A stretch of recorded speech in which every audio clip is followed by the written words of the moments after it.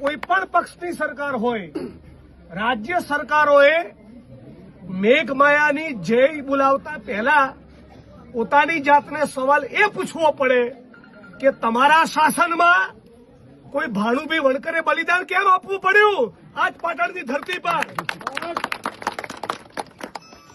એટલે મતલબ કે વીર મેઘમાયાના બલિદાનમાંથી હજી મનુવાદીઓએ ધડો લીધો નથી અને એનું પરિણામ છે કોઈ ભાનુભાઈ વણકરે પણ બલિદાન આપવાની ફરજ પડી.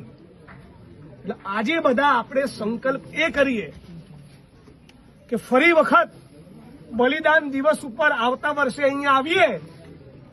889માં બલિદાન દિવસ વખતે અહીંયા આવીએ એની પહેલા ઓછામાં ઓછા એક ગામમાંથી અસ્પૃશ્યતાની નાબૂદી કરીએ.